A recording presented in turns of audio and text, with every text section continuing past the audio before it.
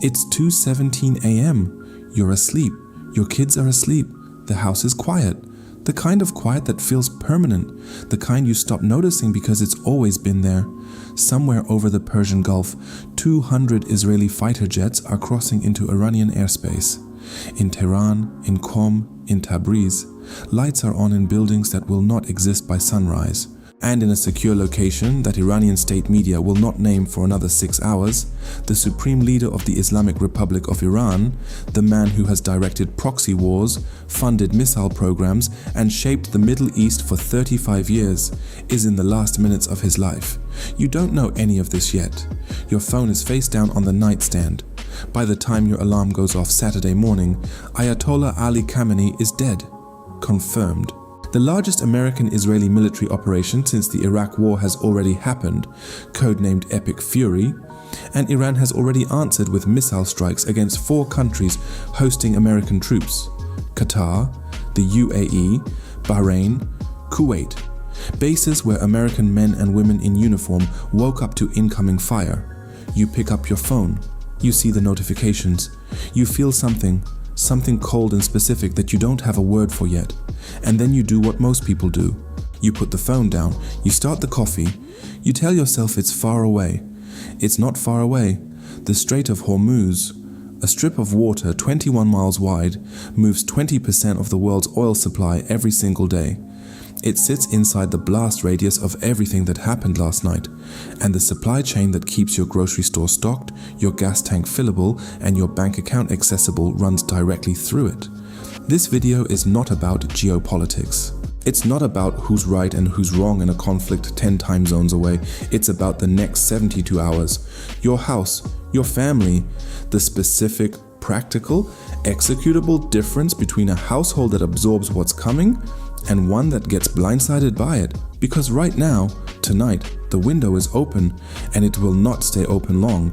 You woke up this morning in the same house, same bed, same coffee, same routine. But the world you woke up into is not the same world you went to sleep in. Friday night, while most of America was watching TV or putting the kids to bed, the United States military and the Israeli Air Force launched the single largest coordinated strike in the modern Middle East, codenamed Operation Epic Fury. Over 200 aircraft, 500 targets, 9 Iranian cities hit: Tehran, Qom, Tabriz, in under 2 hours.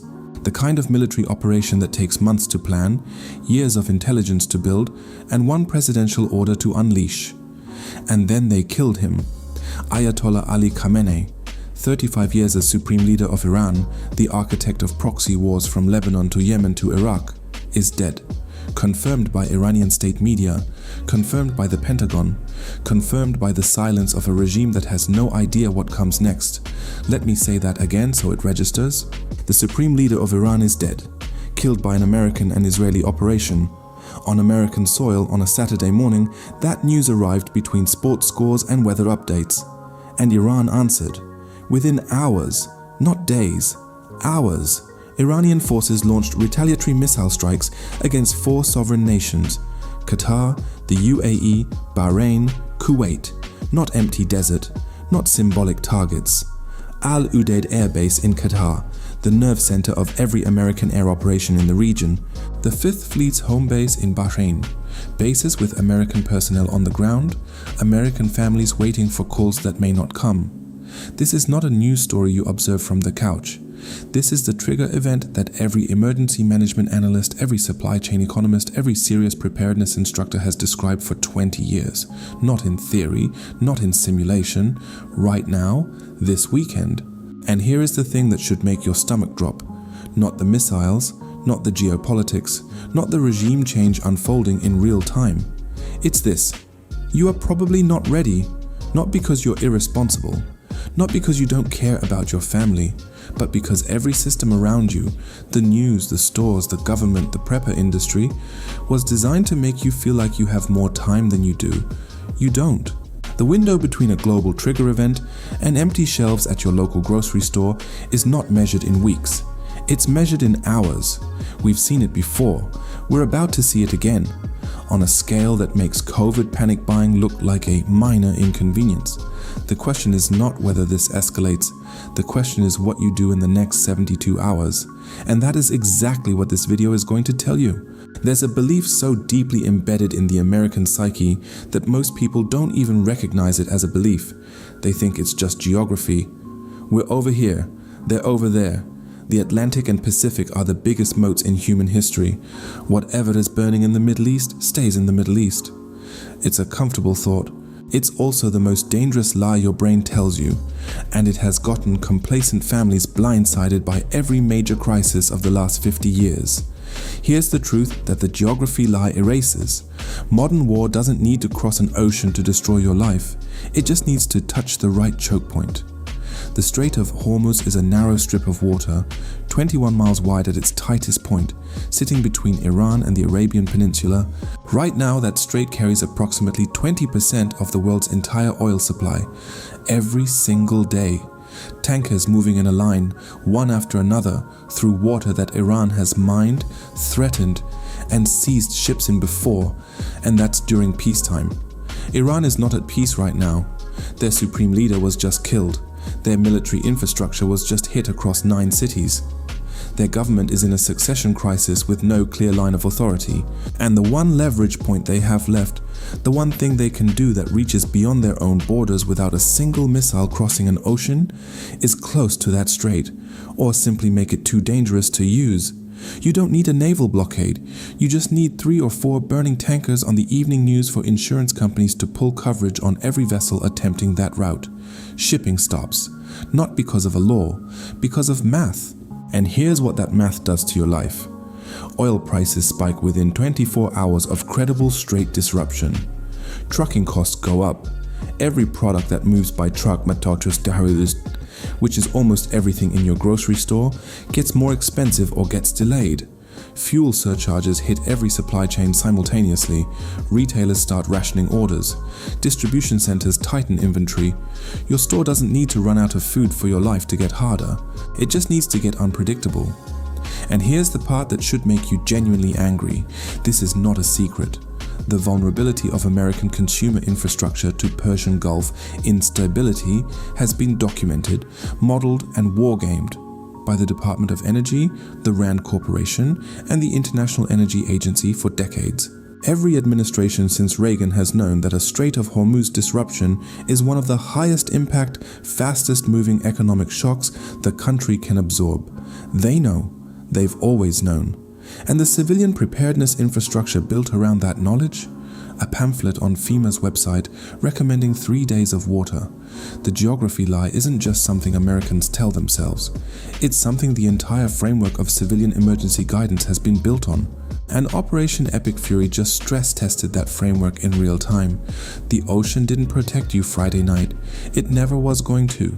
Forget the missile, forget the mushroom cloud, forget every Hollywood version of war you've ever seen. The first place war touches your family is not the sky above your house. It's aisle 7. Most Americans have no idea how thin the supply buffer actually is between the global food and energy system and the shelves at their local store. We've been trained by decades of abundance to believe that the shelf is just always full, that someone, somewhere, is making sure of that the system has slack. It doesn't.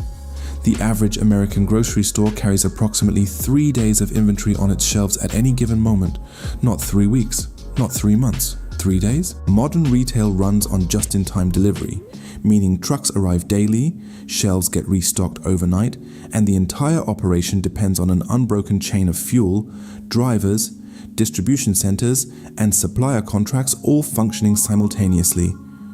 Break one link. Watch what happens. You don't have to take my word for it. Look at what happened in March 2020. The moment the WHO declared a global pandemic, not when hospitals filled up, not when people started dying, but the moment the declaration hit the news. American grocery stores began emptying within 48 hours. Water, rice, beans, canned goods, toilet paper, baby formula, gone. Not because supply stopped, because fear started. Now imagine that same psychological trigger, but instead of a virus, it's missiles hitting American bases in 4 countries simultaneously. The fear moves faster. Here's the sequence that plays out, and it's not speculation, it's pattern. In 1973, when OPEC announced its oil embargo against the United States, gas stations began running dry within 72 hours in major metro areas. Lines formed overnight, fights broke out, state governments started rationing, and that was a partial embargo, limited to one commodity, with no military casualties involved. What happened Friday is categorically different in scale. Oil prices began moving within hours of the epic fury strikes being confirmed. Energy traders don't wait for the strait to close. They price in the risk of closure the moment the situation becomes unpredictable. That risk is now priced in. Fuel surcharges will hit trucking contracts within days. Wholesale food distributors will begin adjusting orders this week. Some already have. The chain reaction doesn't announce itself, it just quietly tightens. And by the time most families notice, by the time they're standing in front of a half-empty shelf reaching for the last can of something, the window to prepare has already closed. The people who moved first are already home, their pantries are stocked, their gas tanks are full, their cash is in hand, everyone else is in line behind them. This is not fear-mongering, this is logistics. The grocery store is not a warehouse. It's a display case for a supply chain that assumes everything is fine. The moment everything stops being fine, even the perception that things might stop being fine, that display case empties faster than you can drive to it. Friday night, everything stopped being fine. The question is whether you're going to act like it. I'm not going to pretend you've never thought about this. You have. Maybe it was during COVID. Standing in a stripped grocery store aisle, staring at empty shelves where paper towels used to be, telling yourself, never again. Maybe it was during a hurricane warning, filling the bathtub with water at 11 p.m. because you waited too long. Maybe it was last year, reading a headline about Taiwan, or Ukraine, or North Korea, and feeling something cold move through your chest for just a moment before you scrolled past it. You felt it, you've had the thought, and then life came back. Work. Kids, bills, the 1,000 small urgencies that fill every day and make the big, slow urgency feel like something you can deal with later. Later is a trap. Here's a number that stopped me cold when I first saw it. A recent poll found that 46% of Americans believe World War III is likely or very likely within the next 5 years. Nearly half the country. That's not a fringe position. That's not a prepper forum. That's your neighbor, your co-worker, the parent standing next to you at school pickup. Almost half of America feels what you feel. Now here's the other number.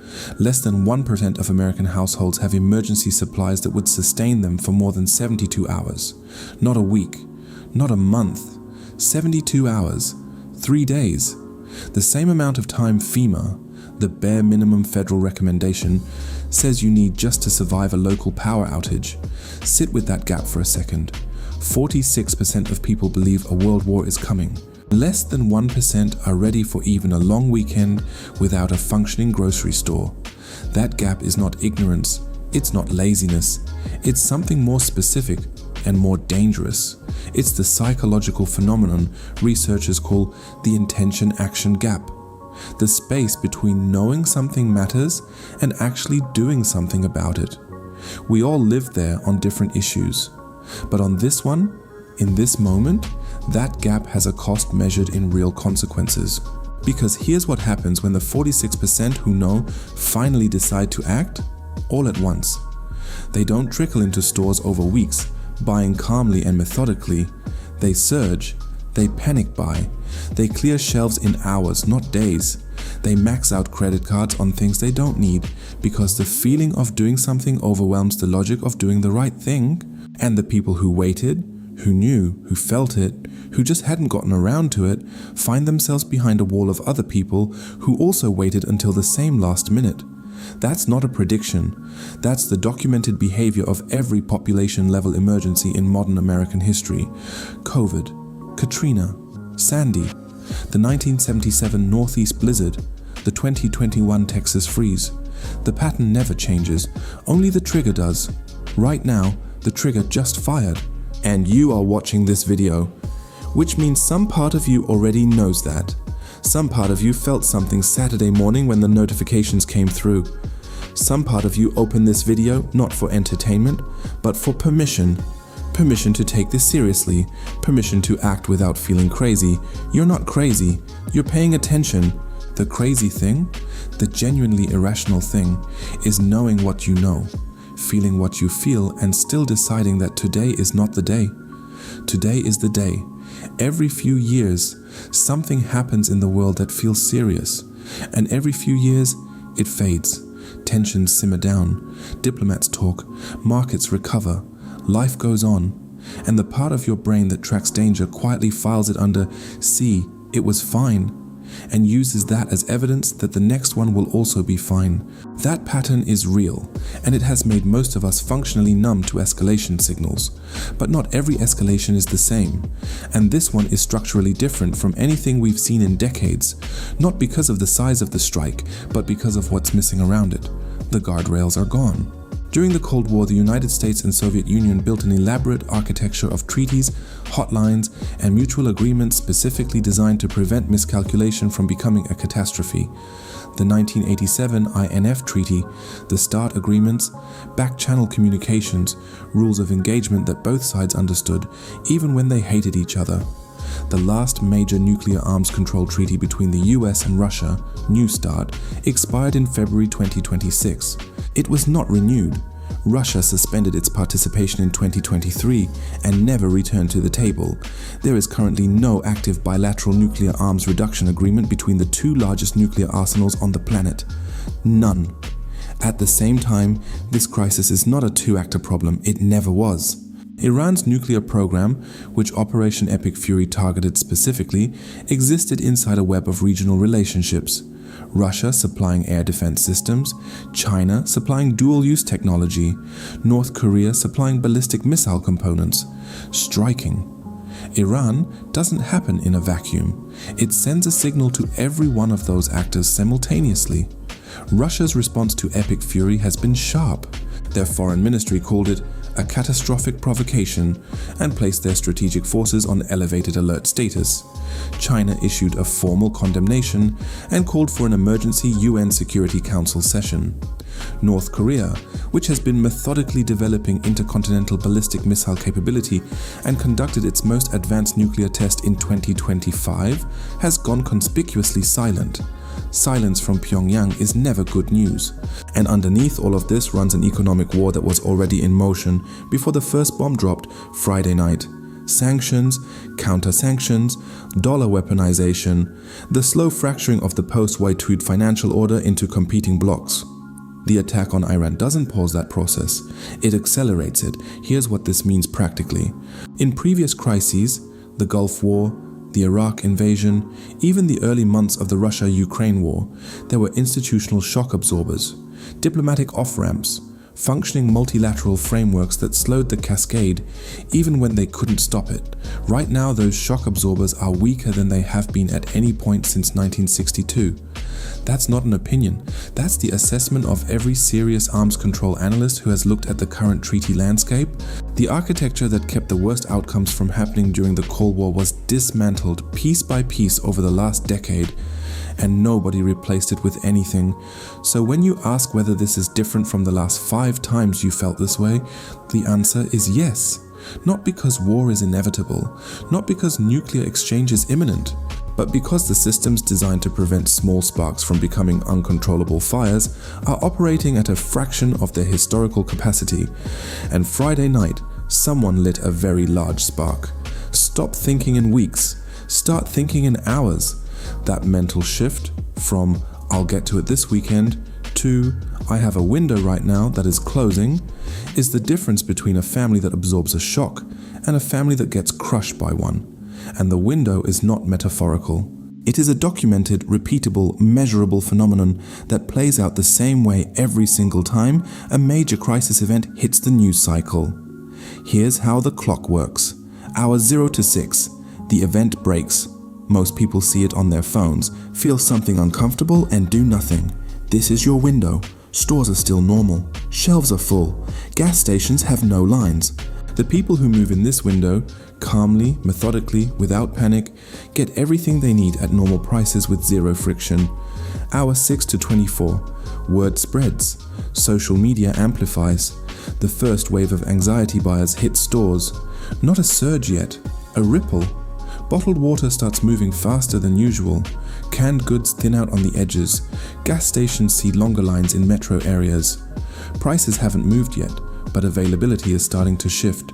Hour 24 to 48. Local news picks up the story with urgency framing. A second, larger wave hits retail. This is where the psychology flips from, I should probably grab some things, to, I need to get there before everyone else does. Shelves in high demand categories, water, rice, beans, batteries, fuel, begin showing real gaps. Stores call in emergency restocking orders that won't arrive for 48 to 72 hours. Hour 48 to 72, full panic buying in effect in major metro areas. Stores begin implementing purchase limits. Gas stations in some areas run dry or suspend sales. ATMs begin seeing unusual withdrawal volume. Credit card processors in high traffic areas slow under load. The window is now closed for most practical purposes. We saw this exact sequence during COVID in March 2020. We saw a compressed version of it during the 2021 Texas freeze, where a 48-hour weather event stripped store shelves and left millions without heat, water, or food because nobody had prepared for something that the forecast had been predicting for days. We saw the leading edge of it after Hurricane Katrina, when FEMA's own after-action report noted that the agency was operationally overwhelmed within the first 72 hours precisely because civilian households had no buffer. The pattern is not new, only the trigger is. So here is your protocol, not a shopping list, a sequence. Order matters. First, water. Before anything else. 1 gallon per person per day, minimum 14 days. That's 56 gallons for a family of 4. Fill what you have. Buy what you can. This is non-negotiable because water infrastructure is the first utility to fail under grid stress and the last to recover. Second, fuel. Fill every vehicle you own today. Not tomorrow, today. If you have approved fuel containers, fill those too. Fuel is the circulatory system of every other supply chain. When it gets expensive or scarce, everything else follows within 24 hours. Third, cash. Go to your ATM or bank branch and withdraw enough cash to cover 2 weeks of essential expenses. Not for conspiracy reasons, for practical ones. When power grids strain, card payment systems go down. When banks sense a run, they can restrict withdrawals. Cash in hand is liquidity that requires no infrastructure to function.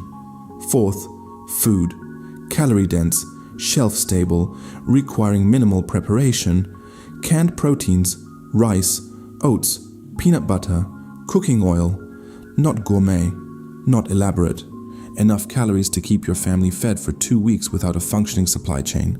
Fifth, communication. A battery-powered or hand-crank no AA weather radio, the Midland ER3110, runs around $50, gives you verified emergency information when cell networks are overloaded or down. In every major disaster of the last 20 years, cell service failed within the first 24 hours in affected areas. Your phone is not a survival tool if the towers are down. That's the sequence. 5 categories. Executable this weekend. The window is open right now. It will not stay open. Let's give credit where it's due. FEMA exists. The Ready Gov framework exists. The 72-hour kit recommendation exists. For a country that spent most of its history with zero civilian emergency preparedness infrastructure, having a federal agency dedicated to disaster response is not nothing.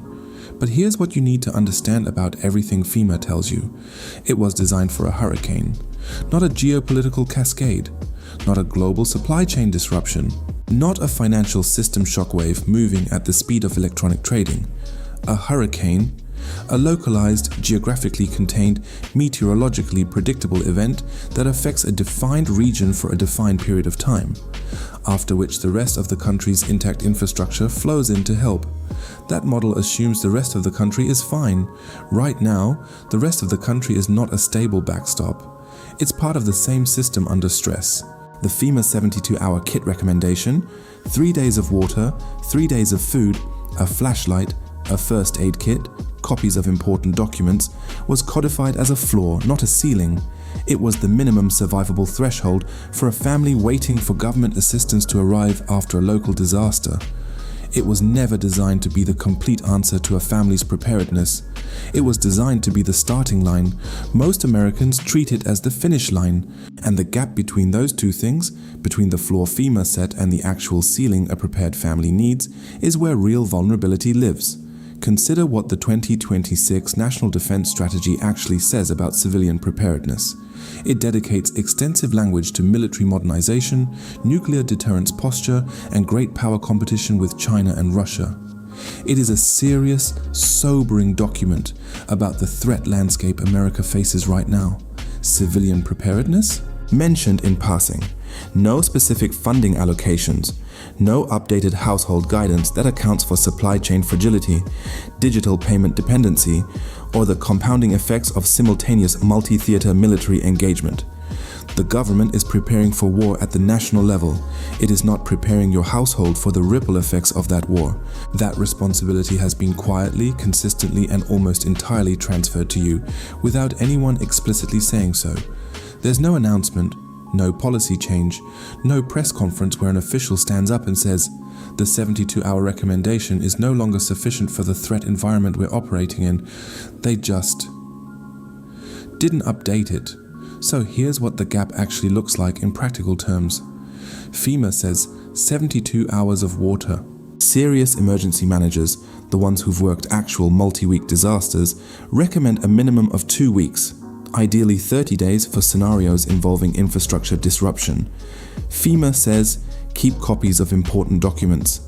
They don't mention that in a grid-down scenario, digital records at your bank, your insurance company, and your doctor's office may be temporarily inaccessible, and that physical copies of financial records, insurance policies, medical prescriptions, and identification documents become your only proof of who you are and what you own. FEMA says, have a flashlight. They don't say that a $50 hand-crank emergency radio gives you verified real-time information from the National Weather Service and FEMA itself when every cell tower in your area is down and social media is a fire hose of unverified panic. FEMA says, have a first aid kit. They don't say that a basic stop-the-bleed kit, tourniquet, pressure bandage, chest seal costs under $30 on Amazon and represents the difference between a survivable injury and a preventable death in the first 4 minutes before any ambulance arrives. In mass casualty events, EMS response times stretch from minutes to hours. The guidance isn't wrong, it's just years behind the threat. You are not going to wait for the government to close that gap. Because by the time they update the pamphlet, you'll already need what it describes. Open YouTube, search survival prep. Give it 30 seconds. You'll see bunkers. You'll see arsenals. You'll see men in tactical gear standing in front of wall-mounted weapon racks explaining why you need a suppressed rifle in 3 different calibers before you worry about anything else. You'll see $40,000 underground shelters, freeze-dried food subscriptions that run $300 a month, and enough gear to outfit a small infantry unit. And somewhere in the back of your mind, a voice says, I can't do that, so I guess I'm just not a prepper. That voice is the most expensive thing in your house because it just gave you permission to do nothing. Here is the truth that the survival industry, and it is an industry built on fear and aspiration in equal measure, doesn't want you to internalize. The families that survive disruption are almost never the ones with the most gear. They are the ones with the most clarity, a clear plan, clear roles, clear communication, a household that has had the conversation, made the decisions, and knows exactly what to do when the phone starts buzzing at 2 a.m. with news that changes everything. That costs almost nothing. After Hurricane Katrina, FEMA and independent researchers spent years studying which households recovered fastest and suffered least. The findings were consistent and surprising to almost everyone who expected gear to dominate the data. Families with a pre-established meeting point and communication plan fared dramatically better than families without one, regardless of how much food or equipment they had stored.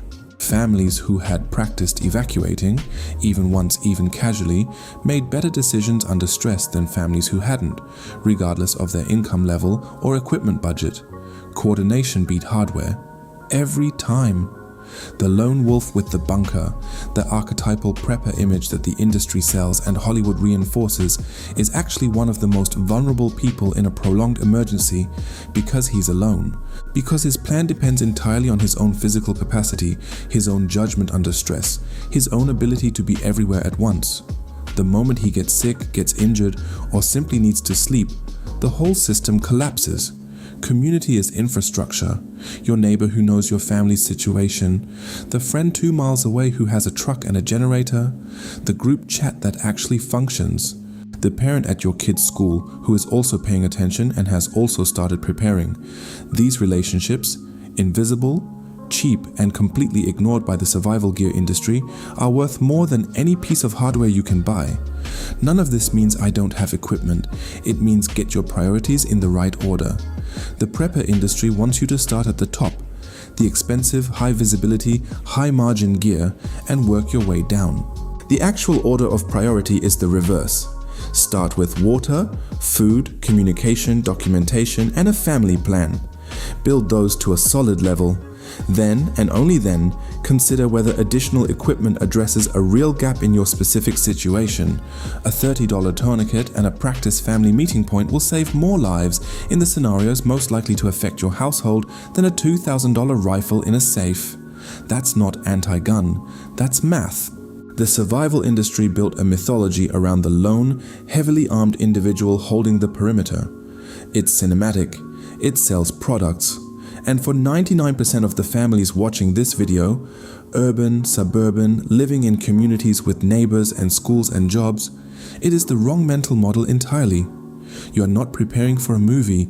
You are preparing for a bad week, maybe a bad month, a period of disruption where the systems you depend on become unreliable, and your household needs to function anyway. That doesn't require a bunker. It requires a plan. This is the part where most survival videos hand you a shopping list and call it a day. That's not what this is. Every item in this stack has a tactical reason, a specific failure mode it addresses, a documented scenario where its absence costs people dearly. You're not buying stuff. You're closing gaps, and understanding why each gap matters is what turns a shopping list into a survival system. 5 categories, under $300 total, executable this weekend. Category 1. Water, just under $50, 1 gallon per person per day. For a family of 4, 2 weeks of water is 56 gallons. You're not going to store all of that in bottles. That's impractical and expensive. What you're going to do is layer your water security. First layer, fill every large container you own right now. Bathtubs, stock pots, anything food safe, free. It takes 10 minutes. Second layer, a water bob bathtub bladder, about $30 on Amazon, holds 100 gallons in a standard bathtub and keeps it clean for up to 16 weeks. 1 per bathroom. This is the single highest value water investment a family can make. Third layer, a Sawyer squeeze water filter, around $30. Filters up to 100,000 gallons from any freshwater source.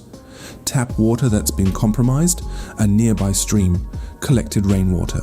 This turns almost any water source into drinking water and eliminates your dependency on stored supply entirely for as long as you have access to any water at all. Water is not glamorous. It is survival priority number 1. You can live 3 weeks without food. You cannot live 3 days without water. Category 2. Food. $100 Thailand forget freeze-dried survival meals at $12 a pouch. That's the industry selling you margin. Your actual goal is caloric density, shelf stability, and zero cooking complexity. For $100, a family of 4 can build a 2-week food buffer with 50 lobis of white rice, approximately $25, 20 lobis of dry beans, $20, 10 large cans of peanut butter, $25, a case of canned proteins, tuna, chicken, sardines, $20, and a gallon of cooking oil, $10. That is roughly 2,000 calories per person per day for 14 days. Not comfortable, not delicious, completely survivable, and more importantly, completely normal grocery store inventory that you rotate through your regular cooking anyway. No special storage, no expiration anxiety, no $300 subscription box, just food. Bought this weekend. Category 3. energy and light. $60, 2 tools. That's it. A Jackery Explorer 300 Plus portable power station, around $250 retail but frequently on sale for $180, charges phones, runs a CPAP, powers a small fan, and keeps critical electronics alive for days.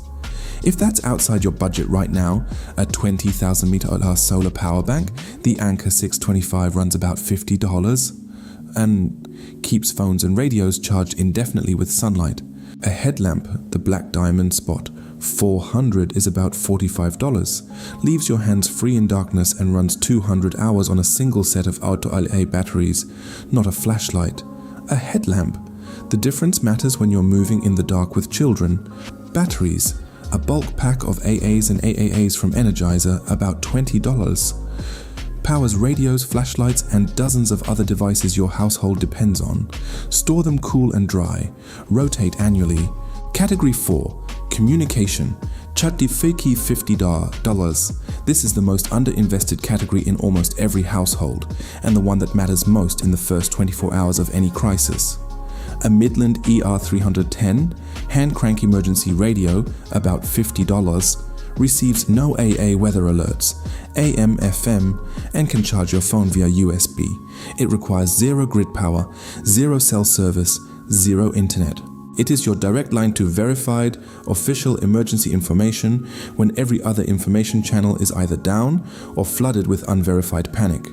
Get one. Keep it charged. Know how to use it before you need it. If you have the budget, a 2-pack of Baofeng UV5R handheld radios, about $35 for the pair, gives your household two-way communication within a several-mile radius that functions completely independently of any infrastructure. Category 5. Documentation and first aid. $40 a waterproof document bag, under $15 holds physical copies of your passports, birth certificates, insurance policies, medical records, prescriptions, bank account information, and a USB drive with digital backups of everything. In a grid-down scenario, digital records at every institution you deal with may be temporarily inaccessible. Your physical copies are your identity, your proof of ownership, your ability to access financial and medical systems when they come back online. A Stop the Bleed kit, the NAR individual first aid kit, runs about $35, contains a cat tourniquet, pressure bandage, and chest seal. In mass casualty events, EMS response times can stretch to hours.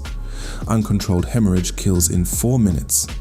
This kit and 30 minutes of free Stop the Bleed training at Stop the Bleed. Org is the difference between a survivable injury and a preventable death. Now, I've done the research so you don't have to spend 3 hours on Amazon guessing.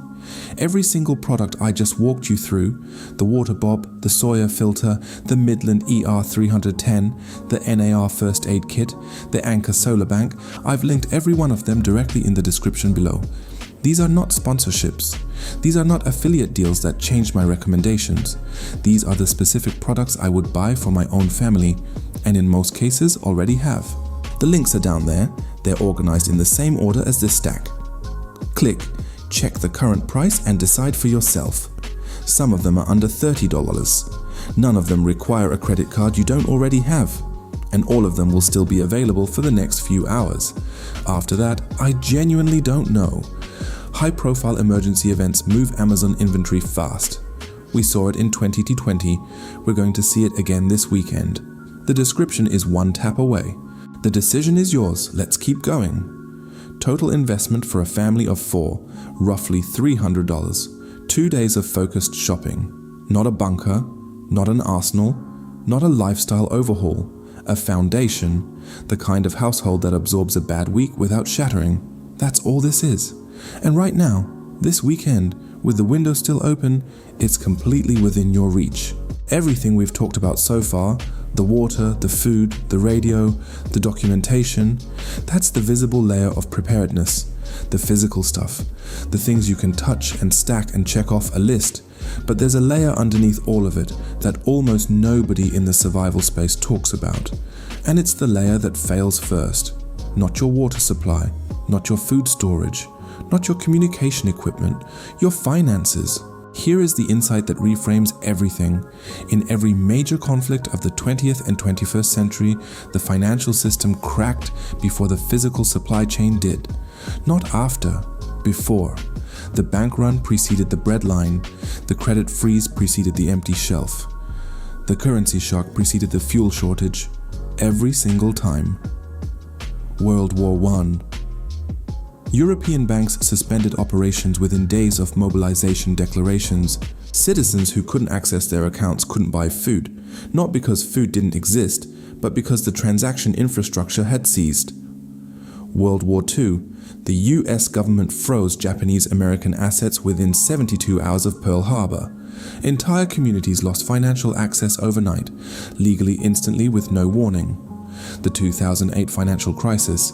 Credit markets froze so completely that solvent businesses couldn't make payroll, not because they were broke, because the plumbing that moves money stopped working. The financial system is not separate from the survival equation. It is the survival equation for most American families, because without functioning access to money, nothing else in your plan works. And here is where it gets personal. Approximately 61% of Americans are currently living paycheck to paycheck. Not people in poverty, not people in crisis, ordinary working families with jobs, with cars, with houses, who have less than 1 week of expenses in liquid savings, one missed paycheck away from not being able to buy groceries, one banking disruption away from not being able to buy fuel, 1 week. That is the actual financial buffer of the majority of American households in the most prosperous nation in human history. And that buffer exists in a system that assumes uninterrupted digital payment infrastructure, uninterrupted banking access, and uninterrupted payroll processing. Operation Epic Fury just introduced interruption risk into every one of those assumptions simultaneously. Oil price spikes hit transportation costs within 24 hours. Transportation cost increases hit business operating margins within a week. Margin pressure triggers credit tightening. Credit tightening slows payroll processing for businesses operating on lines of credit. And somewhere in that chain, at a point you cannot predict and cannot see coming, the direct deposit that was supposed to hit on Friday doesn't arrive on time. That's not speculation. That's the documented cascade pattern of every major economic shock since 1914. So, what do? 3 things. Immediately. First, cash. Withdraw 2 weeks of essential expenses in small bills, 20s, 10s, 5s from your bank today. Not for conspiracy reasons, because cash is the only form of money that functions without infrastructure. Card readers go down, ATMs run out, payment apps fail, cash doesn't. Keep it somewhere secure and accessible in your home. This is not extreme. This is what every serious financial resilience expert recommends as baseline household practice. Second, diversify your liquid assets. If your entire financial life runs through one bank account, accessed through one debit card, you have a single point of failure. A second account at a different institution, even with a small balance, gives you a backup payment system if your primary bank experiences disruption.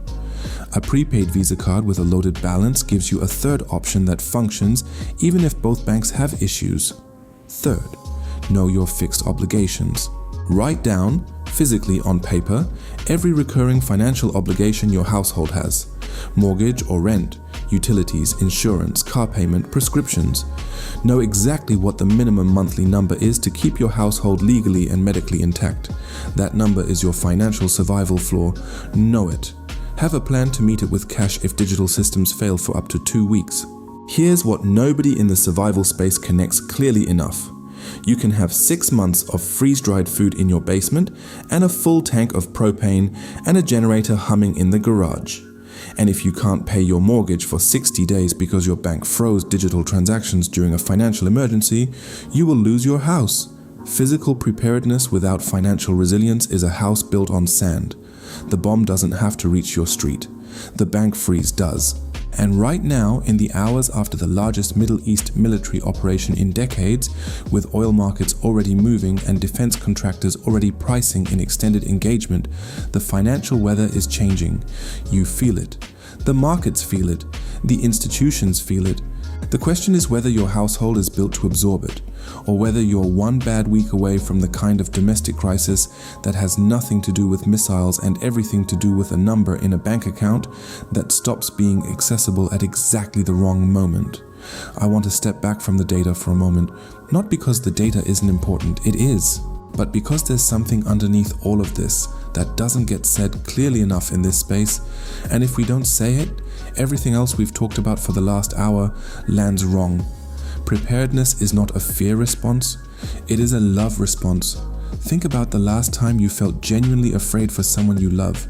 Your child is running into a parking lot, a parent's health scare, a phone call that came in at the wrong hour. That feeling, that cold, immediate contraction in your chest, is not weakness. It is the signal that something matters to you, that someone in your life is worth protecting at any cost. Preparedness is that feeling converted into action before the emergency arrives. It is the most quiet and unglamorous form of love a parent can practice. Nobody sees it. Nobody applauds it. There's no moment of visible heroism. You just slowly, methodically, without drama, build a household that can hold together when everything outside it starts to shake. In February 2022, when Russian forces crossed into Ukraine in the largest land invasion in Europe since World War II, two categories of families emerged in the research that followed. The first category was called completely unprepared. No go bags, no plan, no cash, no copies of documents. They made chaotic decisions under maximum stress, separated from each other, lost critical paperwork, couldn't access medical care because records were inaccessible. The trauma wasn't just physical, it was the trauma of helplessness, of being a capable adult who loved their family and had no tools to protect them. The second category had prepared, not elaborate bunkers, not military-grade equipment. Simple things, a bag by the door, a meeting point, 2 weeks of cash, copies of documents in a waterproof envelope, a plan that every family member knew. The research on psychological outcomes is unambiguous. Families with even a basic preparedness structure experience significantly less acute trauma, not because their physical circumstances were dramatically better, but because they retained a sense of agency. They had decisions to make instead of chaos to absorb. They had a role to play instead of helplessness to endure. Agency is protective, psychologically, physiologically, practically. And here is the thing about agency. It is entirely available to you right now, today, this weekend, before anything gets worse. The window between unprepared and prepared enough to matter is not months of work and thousands of dollars. It is one focused weekend and a few $100 applied in the right sequence. Your kids don't need a hero with a bunker. They need a parent who thought ahead. They need to grow up in a household where the adults looked at the world clearly, saw the real risks, felt the appropriate weight of them, and responded not with panic, not with denial, but with quiet, deliberate action. That is the model of adulthood worth passing down. Not the pretense that everything will always be fine, not the paralysis of believing everything is already lost. The middle path, clear-eyed, calm, prepared, that says, I see what's happening. I've done what I can, and if something comes, my family will not face it empty-handed. There's a Ukrainian mother interviewed in 2023 who said something I haven't been able to stop thinking about. She said, "The go bag was not for me. I packed it so my children would know that I had thought about them, that even in the worst moment I had imagined, I was already there, waiting for them, with everything they needed." That's not prepping. That's parenting. That's what this entire video has been about. Underneath every data point, every supply chain statistic, every tactical recommendation. The real question was never, are you ready for World War III? The real question is, have you thought about your family clearly enough to act? And now you have. So act. We've covered a lot of ground in this video, but information without commitment is just entertainment. And this channel was never built to entertain you. It was built to change what happens in your house when the world outside it stops cooperating. So I'm going to close with a challenge, not a vague suggestion, not a think about it, but a specific, concrete commitment that I'm asking you to make right now before this video ends, before you open another tab, before the urgency fades and the normal rhythm of life pulls you back into the comfortable illusion that there's more time. Here is the 72-hour challenge. Between now and Tuesday night, do these 5 things. 1. Fill every large container in your house with water today. Bathtubs, stock pots, pitchers. Free. Takes 10 minutes. Do it before you go to sleep tonight. 2. Fill your gas tank. Every vehicle. Today. If you have fuel storage containers and a safe place to store them, fill those too. Don't wait for prices to move. They're already moving. 3. Go to your bank or ATM and withdraw 2 weeks of essential expenses in cash. Small bills. Keep it secure at home. Do this tomorrow morning, first thing before stores get busy. 4. Do 1 grocery run. Focused, calm, no panic, and close the biggest gap in your food supply. If you have nothing stored, use the $100 food stack from part 9. If you already have some food stored, identify what's missing and fill that specific hole. 5. Sit down with every adult in your household and answer 4 questions out loud. Where do we meet if we can't reach each other by phone? Who do we call first? Where are our important documents? What do we do if the power goes out for more than 72 hours? Write the answers down. Put the papers somewhere everyone knows. That's it. Not a month of work. Not a $10,000 investment. 5 actions in 72 hours that move your household from vulnerable to functional, from a family that hopes nothing goes wrong to a family that has a plan if it does. Now here's what I need from you. Right now, in the comments below, tell me your weakest point. Water, food, cash, communication, a family plan that doesn't exist yet, 1 word or 1 sentence, just name it. Because the next videos on this channel are going to be built around your answers. I want to know exactly where the real gaps are for real families, not the theoretical gaps that survival content usually addresses, but the actual friction points that are keeping people like you from finishing the prep you already know you need to do.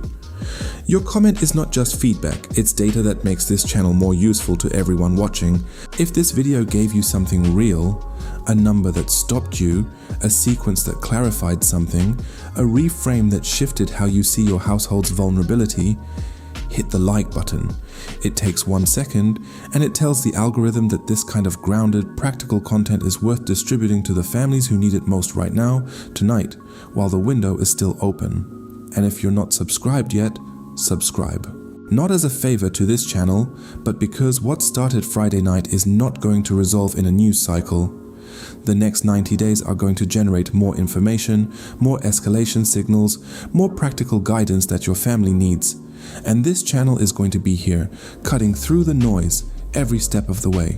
One last thing, look around your house right now. Really look at it. The people in it, the life you've built. The ordinary, irreplaceable texture of a normal day. That's what you're protecting. Not an ideology, not a political position, not a prepper identity. Just this, just them. They're worth 72 hours of your attention. You just dedicated a few minutes to this. That means something. It means the part of you that takes your family seriously, the part that felt that anxiety and excitement this morning when the notifications arrived, that part won today. Don't let it stop here. The 72-hour challenge isn't complicated. Water tonight, fuel tomorrow, money on Monday, food this week, a written family plan before Tuesday night. 5 actions, 72 hours. The difference between being prepared and being vulnerable. 1 comment. Right now, your weak point. 1 word is enough. Water, food, money, plan, communication. Name 1 point, and the next video on this channel will focus on filling exactly that gap, exactly for the kind of family you're part of. If this content was different from what you have already seen about survival, like it. 1 tap. This puts this video in front of families who need it tonight, while there's still time. Subscribe, because this situation won't be resolved in one news cycle. The next 90 days will bring more signs, more escalations, more moments where having clear, well-founded and practical information will make all the difference between a good decision and a hasty one. This channel will be here for each of them. Share this with someone you love, not to scare them, because you thought of them. The world changed on Friday night. Your home doesn't need to be unprepared for it. Start tonight.